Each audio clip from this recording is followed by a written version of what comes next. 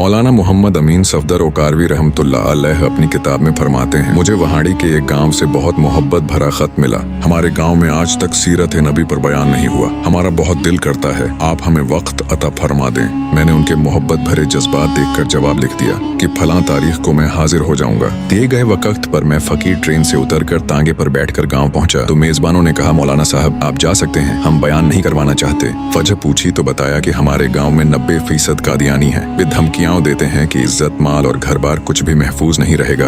मैंने लिफाफा वापस कर दिया और कहा, बात तुम्हारी होती या मेरी होती तो मैं वापस चला जाता, मगर बात मदीने वाले आका की इज्जत की आ गई है, अब बयान होगा, जरूर होगा। वे घबरा गए और बोले, हजरत आप तो चले जाएंगे, मसला तो हमारे लिए होगा। मैंने कहा, इस गांव के आसपास कोई डंडे वाला है? उन्होंने बताया कि गांव से कुछ दूर नूरा डाकू रहता है, पूरा इलाका उससे डरता है। मैंने कहा, चलो मुझे नूरे के पास ले चलो। जब हम नूरे के डेरे पर पहुंचे तो नूरा बोला, आज क्या बात है, मौलवी जी कैसे आ गए? मैंने कहा, बात हुजूर की इज्जत की आ गई है, क्या तुम कुछ करोगे? मेरी बात सुनकर नूरा बिजली की तरह खड़ा हुआ और बोला, मैं डाकू जरूर हूँ मगर बेगैरत नहीं हूँ। वह हमें लेकर चल पड़ा। मस्जिद में मैंने 3 घंटे बयान किया और नूरा डट कर खड़ा रहा। आखिर में नूरे ने कहा, अगर किसी ने मुसलमानों की तरफ आंख उठाकर भी देखा तो वह नूरे से बच नहीं सकेगा।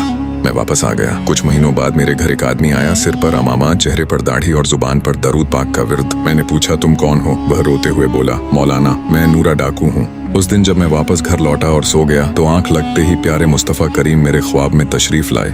उन्होंने मेरा माथा चूमा और फरमाया, आज तुमने मेरी इज्जत पर पहरा दिया है, मैं और मेरा अल्लाह तुमसे खुश हो गए हैं। अल्लाह ताला ने तुम्हारे पिछले सब गुनाह माफ फरमा दिए हैं। मौलाना साहब, इसके बाद जब मेरी आंख खुली तो सब कुछ बदल चुका था। अब तो हर वक्त आंखों से आंसू ही नहीं रुकते। मौलाना साहब, मैं आपका शुक्रिया अदा करने आया हूँ। आपकी वजह से मेरी जिंदगी बदल गई, मेरी आखिरत संवर गई। हुजूर की इज्जत के लिए अल्लाह ताला ने एक डाकू की जिंदगी बदल दी और उसे सच्चा और पक्का मोमिन बना दिया। जिसने अल्लाह और उसके रसूल की इज्जत के लिए कदम उठाया, अल्लाह ने उसकी इज्जत भी बढ़ाई और आखिरत भी संवार दी। हमें हक के साथ खड़े होने की हिम्मत दे, हमें गुनाहों से तौबा की तौफीक अता फरमा और हमारी दुनिया व आखिरत को संवार दे। ऐ अल्लाह, हमें अपने महबूब की सुन्नत पर चलने वाला बना और उनकी शफाअत नसीब फरमा। आमीन या रब्बुल आलमीन।